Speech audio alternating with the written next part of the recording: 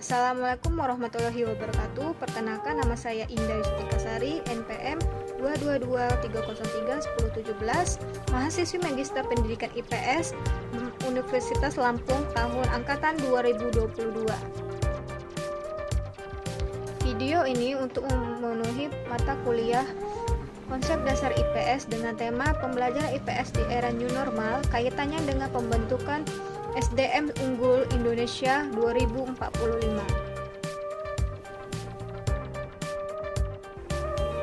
Dunia pendidikan saat ini diharuskan beradaptasi dengan kondisi kehidupan baru yang disebabkan kebijakan pembatasan jarak jauh dan protokol kesehatan. Pembelajaran adalah salah satu upaya bersama yang termasuk di dalamnya memanfaatkan keahlian profesional yang dimiliki guru atau peserta didik untuk mencapai tujuan kurikulum. Pembelajaran pada masa new normal dilakukan secara jarak jauh, tatap muka dikarenakan banyak peserta didik di dalam kelas yang tidak sebanding dengan ruang kelas yang sempit sehingga tidak memungkinkan untuk social distancing di dalam kelas. Pelaksanaannya pembelajaran tatap muka terdapat beberapa masalah, diantaranya keterbatasan waktu belajar, teknik pelaksanaan pembelajaran masih rancu, guru lebih mendominasikan kegiatan pembelajaran dan cenderung fokus dalam penuntasan kurikulum. Dikarenakan kesulitan di dalam pengolahan pembelajaran itu, menurut Joyce, model pembelajaran merupakan sebuah strategi dan metode pada aktivitas pembelajaran. Guru harus pandai memilih model pembelajaran tepat dan sesuai dengan materi yang diajarkan nanti. Dan guru dan model pembelajaran adalah salah satu faktor yang mempengaruhi aktivitas belajar. Pelaksanaan pembelajaran pada dunia pendidikan merupakan salah satu upaya yang harus dilakukan oleh guru atau pendidik. Melalui standar proses pendidikan, setiap guru dan mengelola sekolah dapat menentukan bagaimana proses pelaksanaan pembelajaran yang berlangsung di kelas. Guru dan pelaksana pembelajaran memiliki peran penting dikarenakan keberhasilan pelaksanaan pembelajaran ditentukan oleh kemampuan guru dan pengelolaan pembelajaran di dalam kelas. Guru dan peserta didik merupakan komponen yang tidak bisa dipisahkan dikarenakan berinteraksi agar tujuan pembelajaran dapat tercapai. Pelaksanaan pembelajaran merupakan implementasi dari RPP yang meliputi kegiatan inti dan kegiatan penutup. Dalam kegiatan pendahuluan dan kebudayaan, yakni keseluruhan gagasan perilaku dan hasil karya manusia yang dikembangkan melalui proses pembelajaran. Integrasi ini tersebut dapat berfungsi sebagai pedoman untuk kehidupan masyarakat, berbangsa, dan bernegara. Pada akhirnya, keseluruhan proses dan hasil interaksi sistematik dari pendidikan dan kebudayaan, baik lingkup lokal maupun global yang terkait dalam satu sama lain, diharapkan agar mendorong ke arah kemajuan peradaban bangsa. Pergeseran paradigma membangun abad ke-21 yang berbasis pada kekayaan peradaban telah menuntut pula pada adanya inovasi pendidikan dan pembelajaran di Indonesia, termasuk pendidikan IPS. Hal tersebut merupakan bentuk respon yang diperlakukan untuk menciptakan sebuah daya manusia di Indonesia beradab, yakni berpendidikan, berpengetahuan, dan berketerampilan, dan berbudaya, berkarakter yang kuat. Jika pendidikan mampu membentuk sebuah daya manusia Indonesia beradab, maka diharapkan proses pembelajaran dapat terlaksana sesuai dengan tujuan nasional. Keharusan inovasi dalam pendidikan dan pembelajaran tersebut juga merupakan sebuah upaya beradaptasi dengan perubahan yang terjadi pada abad ke-21.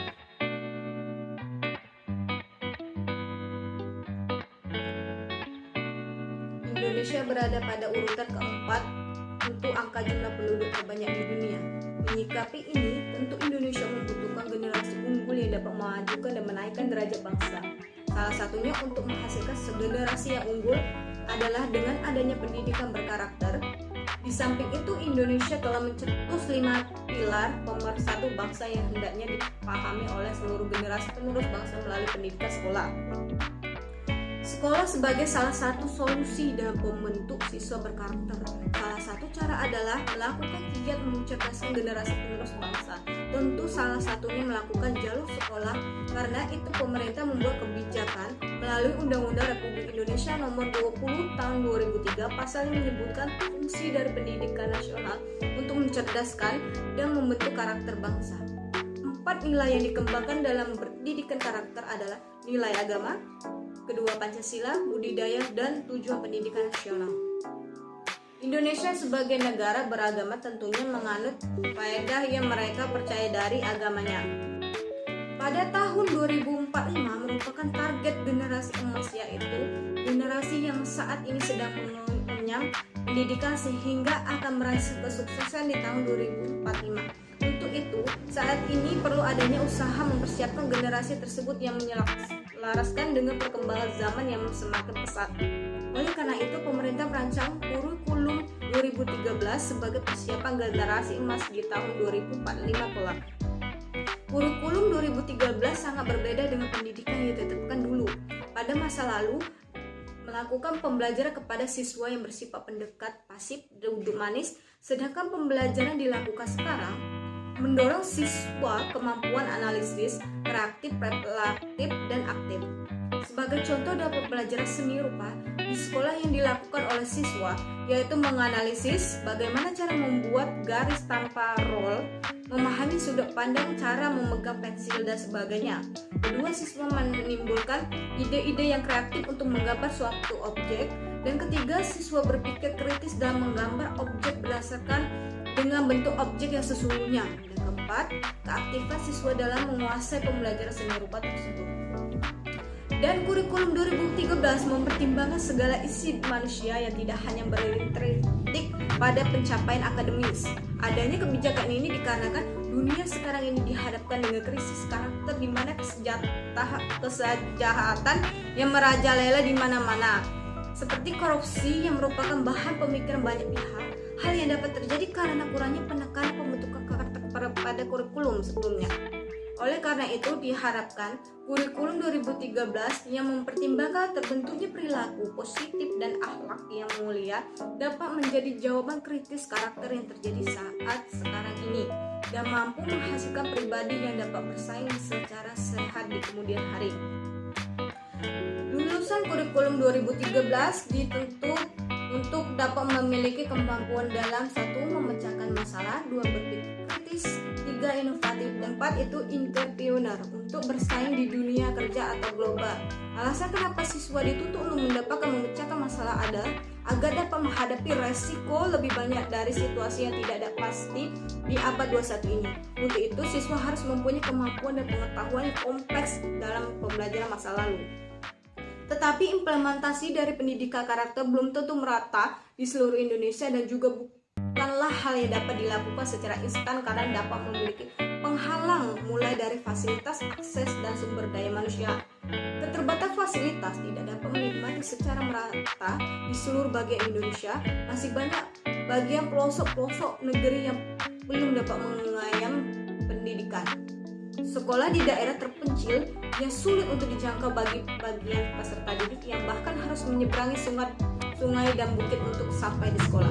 Dan generasi unggul akan lahir dari tenaga pengajar yang baik pula, seperti tenaga pengajar yang tidak memiliki karakter yang tidak dapat dijadikan penutup bagi siswa.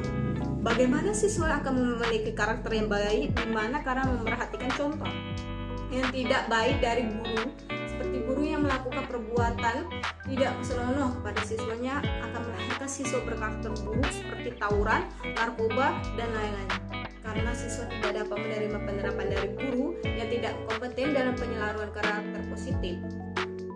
Dalam implementasinya, pendidikan karakter hendaknya dibentuk dengan cara sistematis yang di dalamnya terdapat aspek afektif, kognitif, dan psikomotorik yang berjalan berkeiringan dalam proses pendidikan.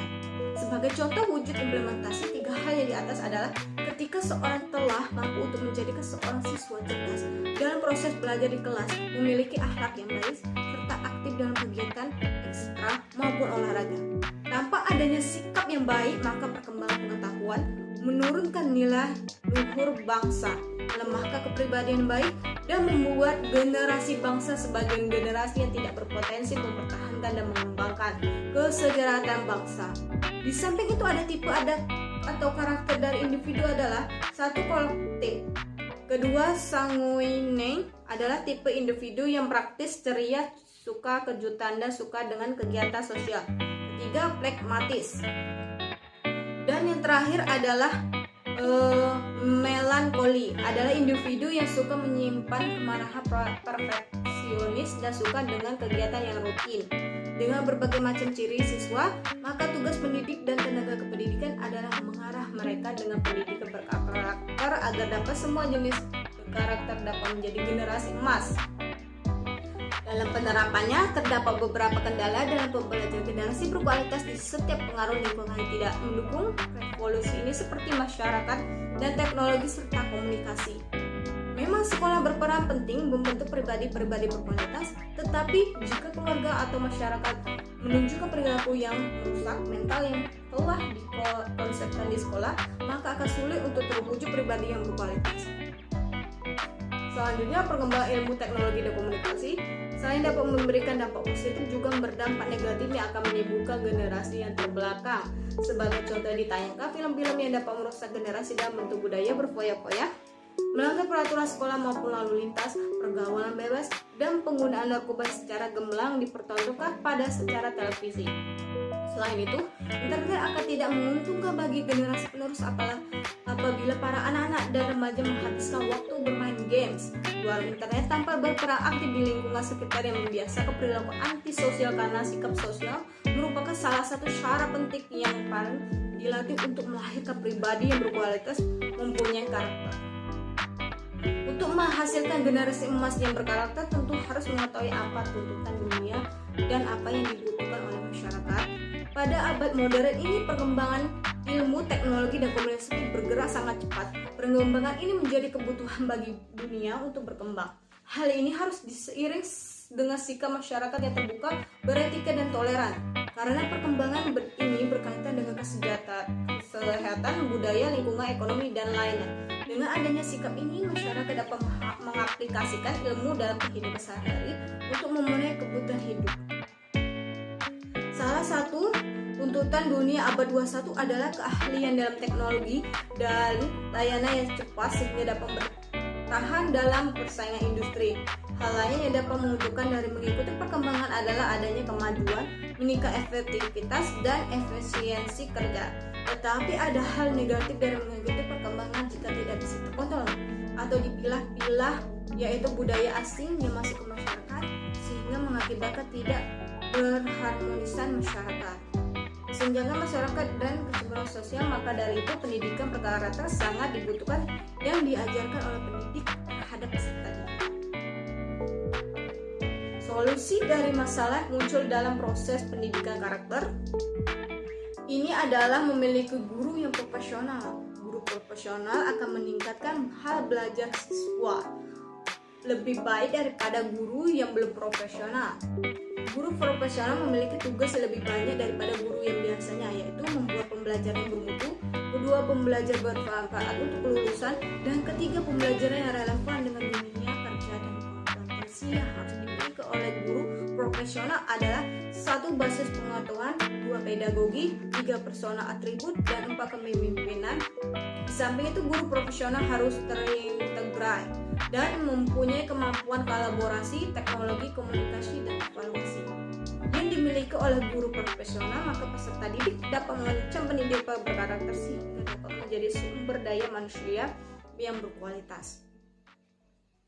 Mode pendidikan pada abad 21 memiliki hal penting, yaitu berpikir kritis, menyelesaikan masalah, kreatif, inovatif, dan komunikasi, dan terakhir kolaborasi. Kemudian dituntut untuk memiliki kesadaran agar kesehatan dapat dan kebugaran rasa nasionalisme tinggi, finansial, ekonomi, bisnis, entrepreneur, dan kesadaran global. Jadi dapat disimpulkan bahwa pendidikan berkarakter ini penting untuk peserta didik dalam mengembangkan suatu agama, Pancasila, budidaya, dan tujuan nasional. Tujuan dari ini, pendidikan karakter adalah agar generasi Indonesia dapat menunjukkan jati dirinya bersaing di dunia industri, sekolah, dan guru profesional mempunyai peran penting dalam mewujudkan pendidikan karakter di samping adanya peran pemerintah, orang tua, dan masyarakat.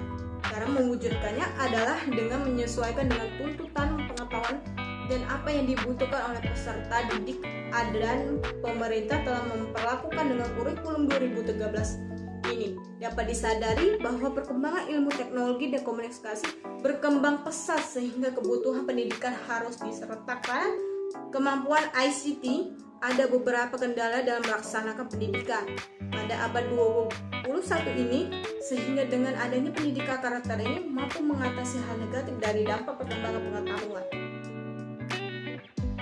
Sekian pemaparan materi dari saya mengenai pembelajaran IPS di era new normal kaitannya dengan pembentukan SDM unggul Indonesia. Demikianlah pemaparan materi dari saya akhiri. Wassalamualaikum warahmatullahi wabarakatuh.